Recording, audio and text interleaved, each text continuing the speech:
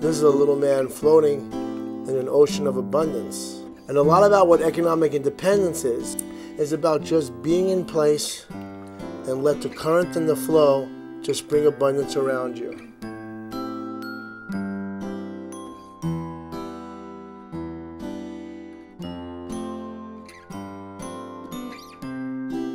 In the process of becoming economically independent and abundant, one of the key factors is you have to be true to yourself.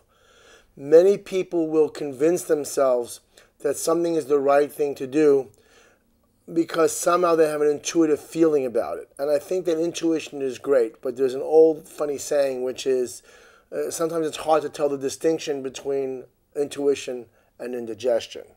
And the point of that is if you're not an outgoing person, trying to become economically independent through some kind of emotional stretch of throwing yourself into a situation where aggression is required will probably give you a lot of unnecessary struggle. What comes to mind is in my massage business, where we have a lot of on-site massage chairs and street fairs in New York City, where 1 million people are coming down the street. I have a number of Chinese Qigong masters who work with us, and they tend to be very aggressive.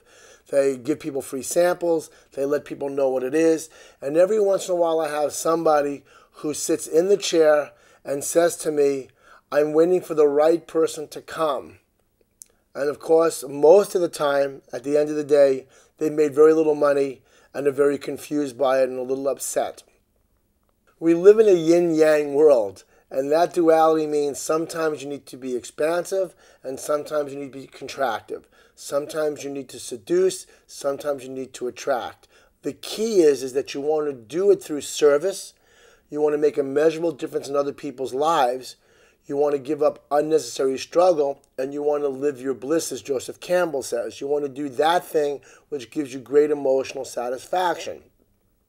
At the same time, you have to be honest about who you are and what your capabilities are. And by working through those areas, you can create tremendous abundance no matter what you're doing, whether you're doing massage, whether you're creating a huge company, whether you're involved with technology, or you're opening a yoga ashram. The key is to meet the needs that other people have and charging a fair price, either in money or barter, so that you can get what you deserve to have for your labors and for your talent. If you're not able to do that, you will struggle. In addition to that, it's important, just to recap, that you recognize whether your needs are short-term or long-term. Remember, an acorn oak tree seed is smaller than the seed that produces a cantaloupe. But a cantaloupe is a short-term food. You plant the seed, within a few months you have a cantaloupe, whereas an oak tree takes many, many years to produce a large tree. That always goes back to the concept of short-term versus long-term gratification. So remember, there is no limitation to what you can do. Money is not the primary factor as much as knowing what your market value is and having something to exchange for the things that you need. Having a highly supportive community around you to support you in what you're doing instead of tearing you down. Being committed and disciplined even at a small level, 10, 15 minutes a day, can do incredible things if it's consistent. And recognizing that there is no great benefit to starving to death while you think you're doing a spiritual act. That part of what spiritual growth is about is learning how to be in the world but not of the world.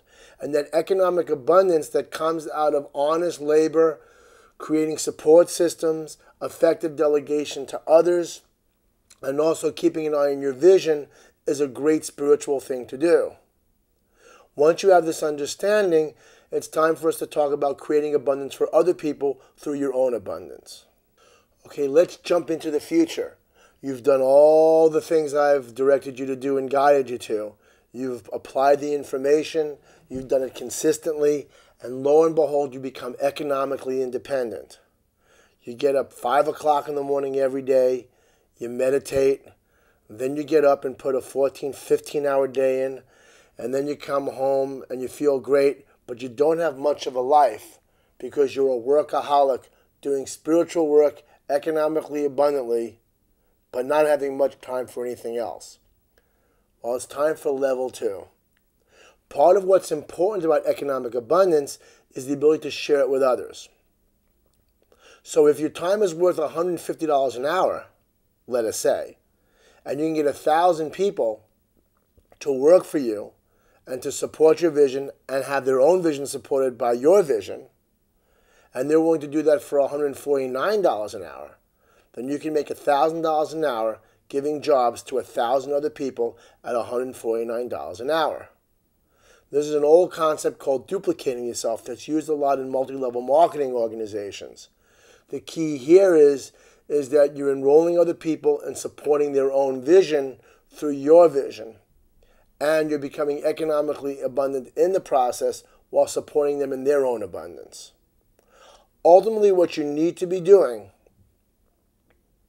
is things that are creative, emotionally fulfilling, and which do not require a lot of unnecessary struggle in your professional life so that you can create enough time to do spiritual work, either in the form of community service, your own internal meditation, or dedicating yourself to creating better community skills and social skills with your immediate family or the community around you.